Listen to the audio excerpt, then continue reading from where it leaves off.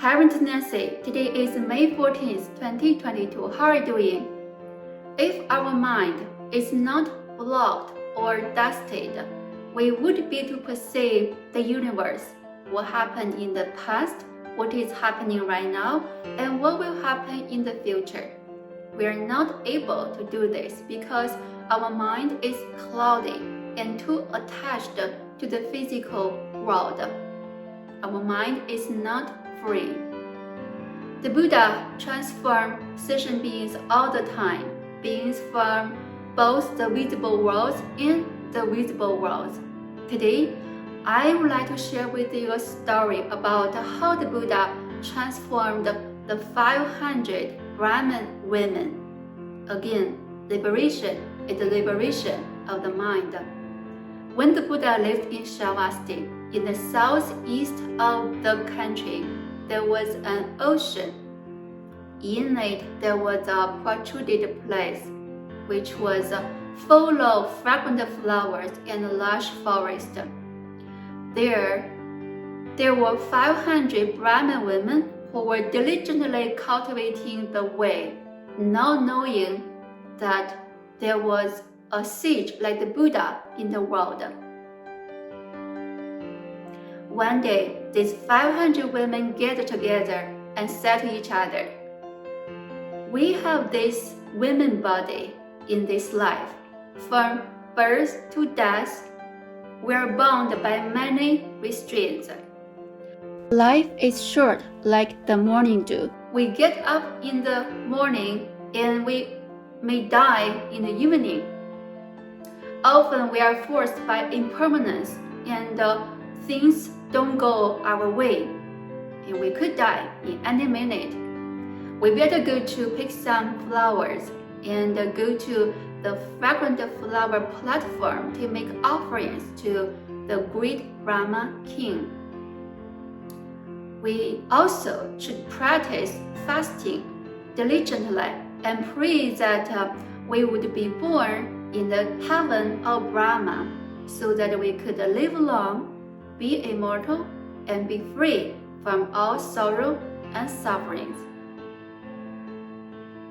At that time, the Buddha in Sravasti learned about the wishes of these 500 women with his supernatural power. Their wishes were the same with those of ordinary people, meaning they also pursued the Dharma of existence and destruction, but their roots of goodness were deep and could be taught. So the Buddha led multitudes of disciples and bodhisattvas and gods, dragons, ghosts, and spirits, soared to the sky and came to the fragrant flower platform. The Buddha sat under a big tree. The 500 women were shocked by the sudden view in front of them, thinking that the great Brahma king was moved by their sincerity and came with mercy. They were all overjoyed. The gods who came with the Buddha told them, "It is not the great Brahma king who is in front of you.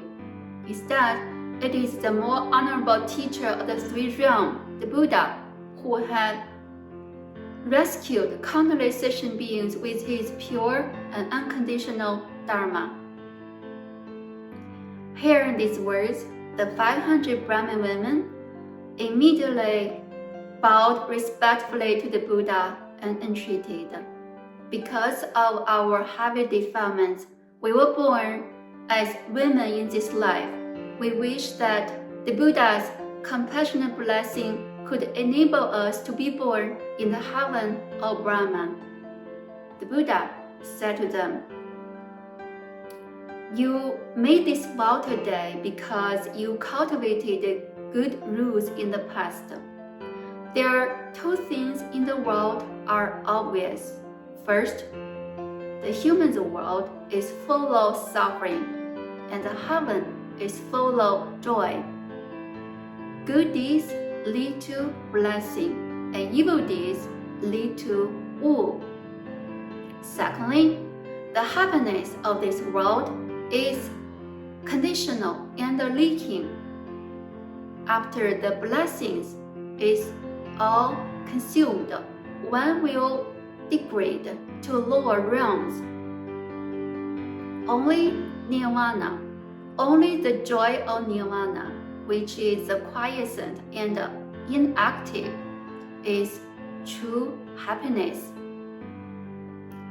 The Buddha then spoke a verse to stress his words.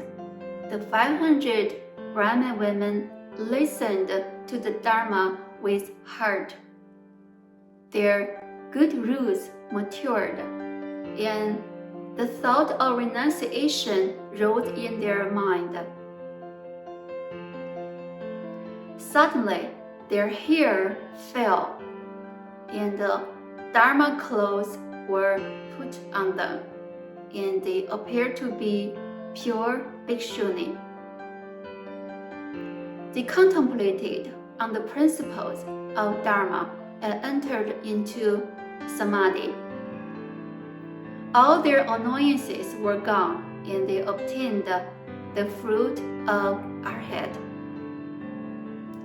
Ananda witnessed what happened, and he asked the Buddha, "What merits and virtues do these Brahmin women have so that the Buddha came to instruct them in person?" The Buddha told Ananda and all the assembly, "Kalpas ago, when Kashyapa Buddha lived in the world, there was an elder who was very rich. He had 500 wives. The elder was suspicious and jealousy in nature. His house was always guarded. No one was allowed to come and go at will. Even when the 500 wives wanted to pay homage to Buddha, the elder would simply flatly refuse. One day, the king was holding a grand banquet, and all the ministers were invited to the palace, including the elder. Dancing and singing continued from morning to the evening. Seeking the opportunity, the 500 wives went to pay homage to Kashyapa Buddha and listened to the Dharma when the elder was enjoying himself in the palace. After listening to the Dharma, they devoutly vowed, "May I not be accompanied by evil people in all my lives. May I meet the virtuous and holy ones wherever I am." There will be a Shakyamuni Buddha in the future. May we all be able to become bhikshunis and cultivate under his seat and follow the path of cultivation. The Buddha said the 500 wives in their life were the previous life of these 500 Brahmin women. Their wishes were sincere and their karma matured, so they were able to be saved today. After the assembly heard the Buddha's words, they were all delighted and praised the vastness of Buddha Dharma and how inconceivable the merits and virtues could be of a just single thought. Amitabha, this today's Dharma share. A sincere heart is almighty. We create our own world. I wish all of you get liberated and become a Buddha soon. Thank you, Irene, for being here. I'll see you next time. Bye.